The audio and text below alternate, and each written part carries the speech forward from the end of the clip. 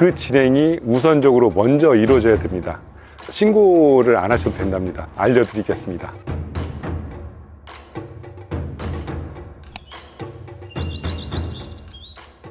안녕하세요, 세종식물원입니다. 제가 드디어 농막을 설치를 했습니다. 좀 우여곡절도 많았고요. 저는 건축 쪽에는 제가 집을 짓고 사무실도 제가 졌어요. 공정별로 맡겨서 짓기도 했지만 사실은 그 농막 놓으면서 제가 고생을 할 줄은 몰랐어요. 그런데 생각보다 다르게 크게 변하지 않은 것 같지만 이런 거를 농막이나 건축 쪽을 하실 때는 조심해야 될 몇 가지 사항들이 있더라고요. 그래서 제가 겪은 그런 일들을 한번 알려드리겠습니다. 우선은 제가 이렇게 가설 건축물 신고를 했습니다. 이 신고 자체가 처음에 이제 시청 건축과에 가셔가지고 신고를 하시는데 맨 처음 도면과 그 다음에 건축 도면 지적도상에 이제 위치를 표시하게 돼 있어요. 표시하고 이런 신고 절차를 거쳐서 가야 되는데 농지, 대지 똑같은 그 조건으로 가고요. 그 대신 임야는 좀 다릅니다. 임야는 좀 더 까다롭게 가기 때문에 임야는 산림과에 같이 그 병행해서 의뢰를 해야 돼요. 그래서 우선은 시청 건축과에다가 먼저 신고를 하시고 그 다음에 접수를 하면 비용을 내더라고요. 처음에 몇만 원을 정도 내고 그 다음에 면허세를 또 내라고 옵니다. 면허세를 내라고 오면 가서 면허세를 내고 그거를 건축과에 이제 갖다 주니까 한 일주일 정도 안에 설치하셔도 됩니다 하고 이제 문자가 오더라고요. 그렇게 진행을 하게 되는데 그 진행이 우선적으로 먼저 이루어져야 됩니다. 그런데 때로는 땅이 지상권이 대출을 받았거나 할 경우 농협에 가서 또 서류를 받아야 돼요. 그래서 대출을 받으셨다면 금융기관에 가서 그쪽에 허가를 또 취득을 해야 됩니다. 그래서 사용 승낙 허가를 받으신 다음에 설치를 하게 됩니다. 우선 이렇게 제가 설치를 했는데 설치하는 과정에서도 운반비에서도 비용 부담이 많이 컸어요. 많이 컸다는 거는 추가 비용이 또 발생을 하더라고요. 기본적인 비용 외에 이 좁은 곳을 들어와서 오기 때문에 작은 차로 옮겨서 들어오게 되면 그 작은 차를 쓰는 비용이 또 들어가는데 여기에 이제 추레라가 들어오지 못하니까 큰 도로에서 다시 5톤 차에다가 옮겨 싣고 그 다음에 여기에 와서 내리는 그 5톤 차 비용도 이제 추가가 됐어요. 그런데 건축 쪽에서 이제 계약서상에 저는 설치 시에 잔금을 치르는 걸로 계약서를 썼는데 계약서를 자세히 나중에 보니까 설치라는 건 이곳 설치가 아니라 공장에서 이거를 만드는 설치 시에 제가 잔금을 치르게끔 돼 있더라고요. 제가 그거를 생각을 못했어요. 설치 시라는 단어가 일반적으로 좀 오해를 할 수 있는 게 나는 이 현장에 설치 시를 생각했던 거고 그런데 그 건축하는 대부분이 돈에 대해서 좀 많이 힘들어하는 것 같아요. 그러다 보니까 최대한 돈을 많이 땡기려고 해요.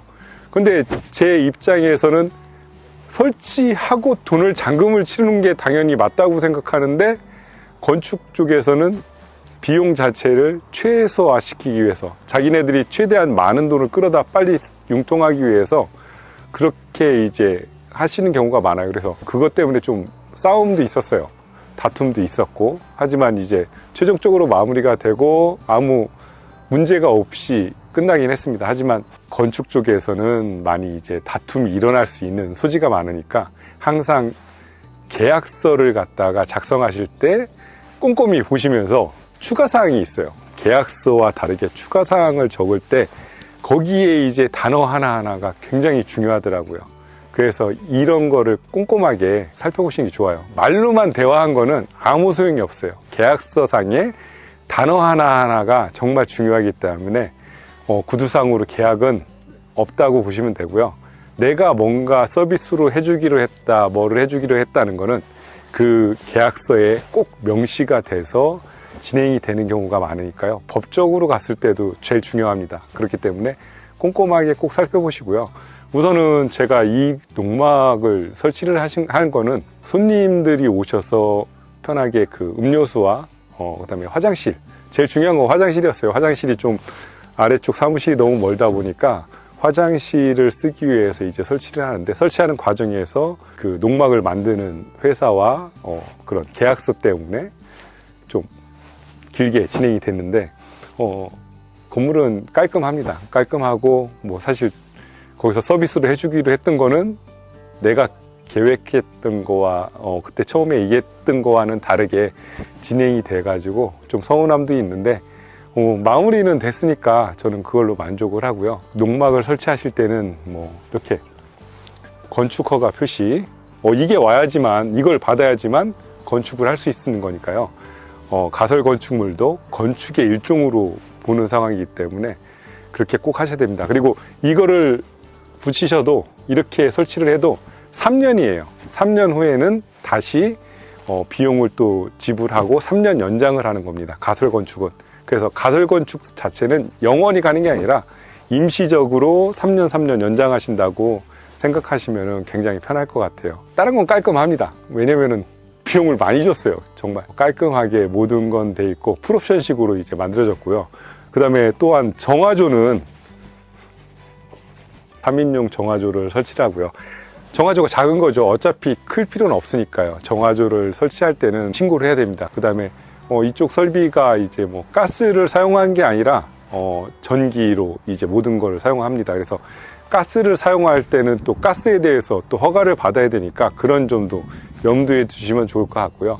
한번 그 실내도 한번 보시면서 설치 과정을 한번 보시면 좋을 것 같습니다.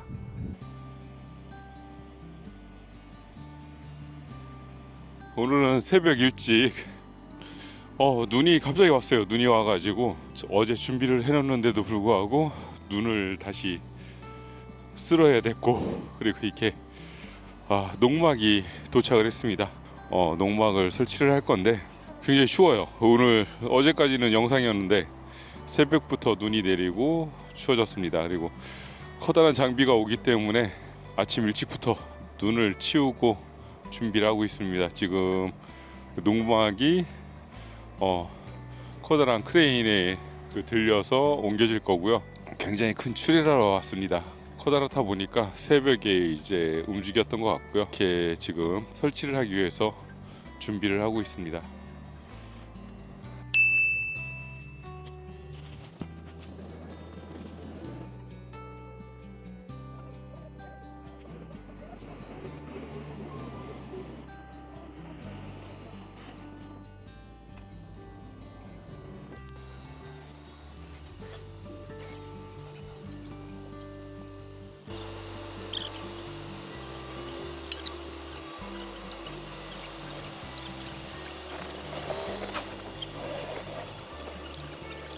기초 작업을 진행을 합니다.